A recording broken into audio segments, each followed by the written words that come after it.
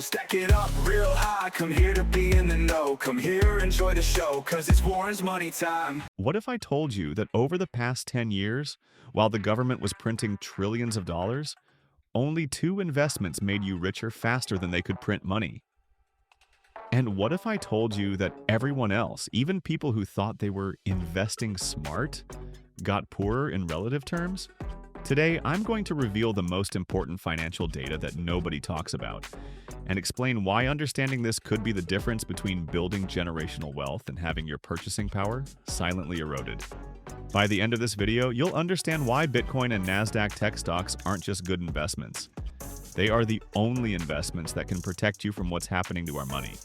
Here's what they tell you. Inflation averaged 3% over the past decade, so if your investments beat 3%, you're winning. Wrong. While consumer prices went up 36% from 2015 to 2025, the M2 money supply, that's all the dollars in existence, grew by 70%. That's not 3% a year, that's 5.4% compound annual growth. So here's the truth they don't want you to know. If your investment didn't grow by at least 5.4% per year, you didn't just lose to inflation, you lost to the money printer. You got relatively poor while they created money out of thin air. Let me show you what happened to every major investment class. Treasury bonds had negative returns after inflation. Gold hit 8.3%, which beat inflation, but barely beat money printing. Real estate only managed 3.5%, which didn't even beat inflation. And the S&P 500 did 9.6%, which was good, but not great. But then there were 2 outliers. There's this economic principle called the Cantillon Effect, named after an 18th century economist who figured out that when governments create new money, it doesn't spread evenly through the economy. The people closest to where the money gets created get rich first. The people furthest away, workers, savers, regular folks, they get the money last, after it's already driven up all the prices. The Cantillon Effect is when you print and central bankers are providing more fiat, more liquidity into the system. They're doing it via financial assets. The people who are benefited are indeed wealthy, but it's not specifically the wealthy people. It's more people who are friends with the money printers make money off the people who are not friends with the money printers.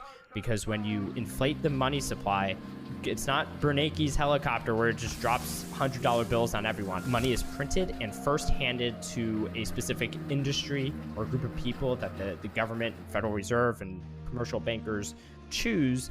Those people, because they now have more money, they get to benefit from the fact that the rest of the economy has not adjusted its prices to that new amount of money.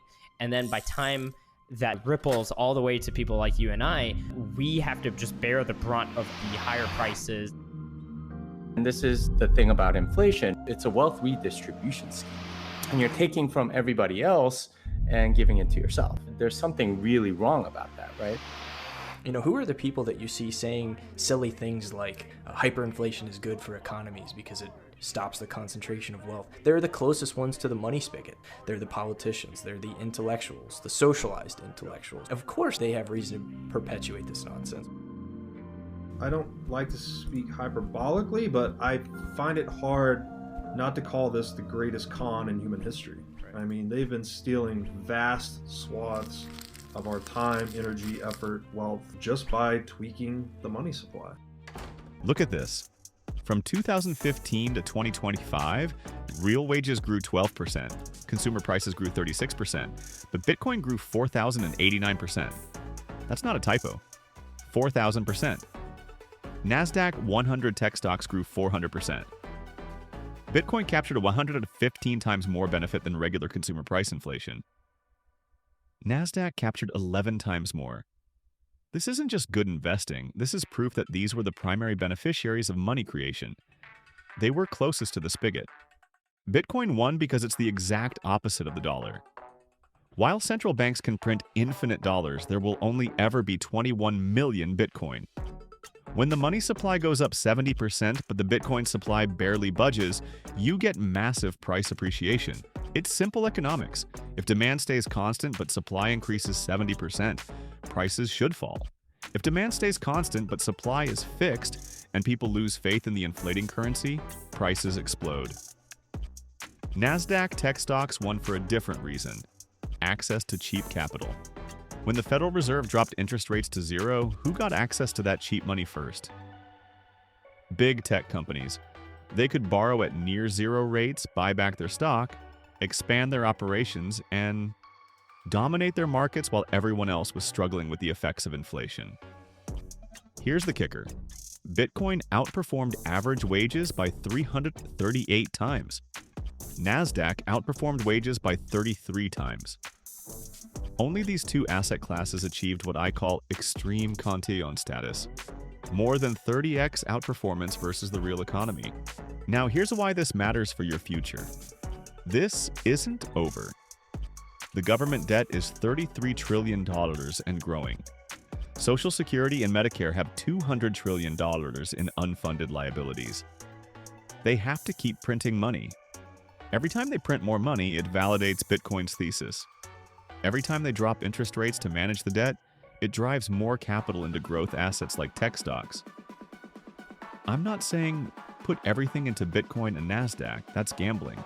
But if you want to protect your wealth from monetary debasement, you need exposure to assets that benefit from money printing rather than suffer from it. Look, your savings account earning 4% isn't protecting you when they're creating money at 5.4% annually. Your house going up 3.5% a year isn't making you rich when Bitcoin goes up 41.8% annually. The choice isn't between being conservative and aggressive. The choice is between assets that preserve your purchasing power and assets that get debased along with the currency. Here's your action plan. First, understand that inflation isn't just consumer prices. It's money supply growth. That's your real benchmark. Second, position yourself close to the money spigot, not far from it. Bitcoin and NASDAQ tech stocks have proven they're the closest. AI, right? I mean, look, to some extent, first of all, it's great to be here. But we're in a fourth industrial revolution being led by tech and the AI revolution. And I think that continues to be the narrative. It's either you're in it or you're on the outside and you're not. And that's really, I think, what we're going to continue to see in this market. I mean, markets have added about, what, $10 trillion in value this year, and that's despite all sorts of headwinds. Does that tell you that we're in this true AI super cycle, or is this just a melt up before correction? Look, as someone like myself covered tech 25 years, going back to dot-com bubble burst, this is the biggest tech trend in our lifetime. And I think we're only in the early days of it playing out. It's my view that's why we're going to have another 2-3 year tech bull market in front of us. And that's why every time there's geopolitical, Fed, Iran, or whatever, we just view it as you just buy more tech, right? I think that continues to be our view. There's more growth ahead of us over the next 2-3 years as a globe than the last 10 years combined. But then you've got some who point at indicators like the Buffett indicator, right? Market cap to GDP, that hit a new all-time high, so even higher than 2021, 2024, and the dot-com bubble as well. Is that alarming to you at all, or are you taking this in stride and saying, you know what, AI is the exception to that? No, look, I get it. And I understand, I hear it all the time, but it's just my view, if you focus just on valuation, you've missed every transformational tech stock the last 20 years.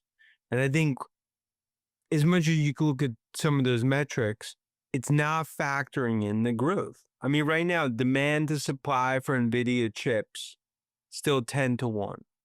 And I think it shows it's the multiplier. Because it's not just about NVIDIA and Microsoft. It's about the second, third, fourth derivative spreading across the rest of tech. That continues to be our focus. And if you go back dot-com bubble, I view this much more as a 1995, 1996 moment than a 1999, 2000 bubble moment. What caught my attention as well is a post from Wei Lei from BlackRock, and she wrote that this is not your typical cycle.